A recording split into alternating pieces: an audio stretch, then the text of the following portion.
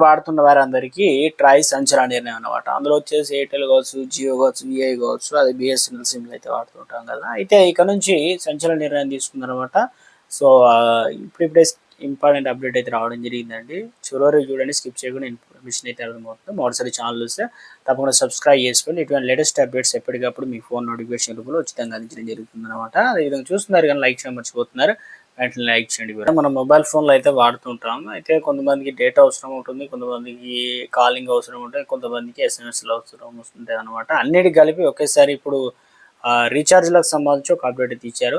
Mobile వినియోగదారులకు కేంద్ర ప్రభుత్వం భారీ శుభార్త చెప్పింది. డేటా అవసరం లేని మొబైల్ వినియోగదారులకు ఉపశమనం కలిగించే దిశగా కేంద్రం కొత్త ప్రతిపాదన అయితే తీసుకొచ్చింది. ఏం చెప్తున్నారంటే వారి కోసం వాయిస్ ఎస్ఎంఎస్ మాత్రమే ఉండే ప్లాన్‌ను మాత్రమే తీసుకోవాలని సూచించిందనమాట. ఈ క్రమంలో టెలికాం నియంత్రణ సంస్థ ట్రాయ్ అనేది వీటన్నిటి కంట్రోల్ చేస్తుందనమాట. ఇక విడుదల చేసిన డ్రాఫ్ట్ ప్రకారం టెలికాం కంపెనీలన్నీ కూడా ప్రస్తుతం వాయిస్, డేటా, ఎస్ఎంఎస్‌తో కలిపి ఏ కాల పరిమితి అంటే ఉంటే ఉదాహరణకు 28 రోజులకు సంబంధించి ఉంది. అదే 58 రోజులు, 84 రోజుల వరకు ప్లాన్‌లు అయితే అందిస్తున్నాయి కదా! అదే వ్యాలిడిటీతో కేవలం వాయిస్ ఎస్ఎంఎస్‌లు మాత్రమే ఉండే ప్రత్యేక ప్లాన్‌ని కూడా తప్పనిసరిగా అందించాలని ట్రాయ్ ఆదేశాలైతే ఇచ్చిందనమాట.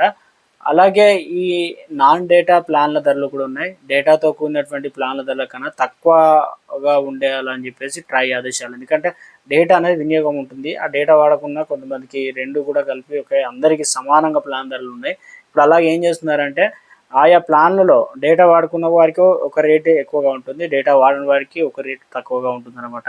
అయితే ఈ మేరకు అంటే ఆయా ప్లాన్‌లో డేటాను తొలగించేందుకు ఆ మేరకు ధరను కూడా తగ్గించాలని సూచించింది. దీనిపైన స్టేక్ హోల్డర్స్ అది ప్రజలు తమ అభిప్రాయాలు ఏప్రిల్ 28 నాటికి లిఖితపూర్వకంగా ఈమెయిల్ ద్వారా ఈ మెయిల్ ఐడి ఉంది కదా! దీనికి సమర్పించవచ్చు అనమాట. ఇక చాలామంది వినియోగదారులు తమకు డేటా అవసరం లేదని చెప్పేసి దాని స్థానంలో తక్కువ ధరలో కాల్స్ కావచ్చు, ఎస్ఎంఎస్‌లు కలిగిన రీచార్జ్ ప్లాన్ కావాలని చెప్పేసి ఎప్పటినుండో డిమాండ్ చేస్తున్నారు. దీనిపైన దృష్టి ఉంచుకొని ప్రతి టెలికాం కంపెనీ కూడా ప్రత్యేక టారిఫ్ ఎస్టీవీ ఏదైతే ఉందో కేవలం వాయిస్, ఎస్ఎంఎస్‌లు కేవలం మాత్రమే అందించాలని చెప్పేసి గతంలోనే ఆదేశించింది. కానీ టెలికాం కంపెనీలు కేవలం కొన్ని ప్లాన్లనే ఈ సదుపాయాన్ని కల్పిస్తున్నాయి కాబట్టి ట్రాయ్ గుర్తించింది.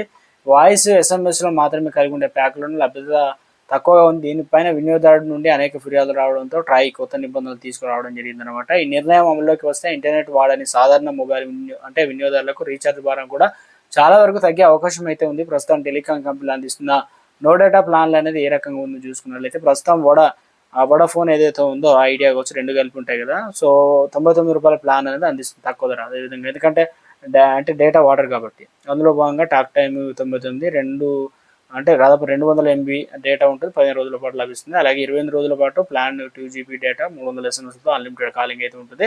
ఎయిర్టెల్ కూడా వాడుతున్న వారికి దానికంటే ఎక్కువ ఉందన్నమాట. ఎందుకంటే రూ. 155 ప్లాన్ ఉంది. 24 రోజుల వ్యాలిడిటీ ఉంది. 1 జీబీ డేటా అందిస్తుంది. అదేవిధంగా అలాగే 199 ప్లాన్‌తో 28 రోజుల పాటు అన్‌లిమిటెడ్ కాలింగ్, 2 జీబీ డేటా వస్తుంది. అదేవిధంగా ఇక్కడ వచ్చేసి 300 ఎస్ఎంఎస్‌లు కూడా కలిగి ఉన్నాయన్నమాట.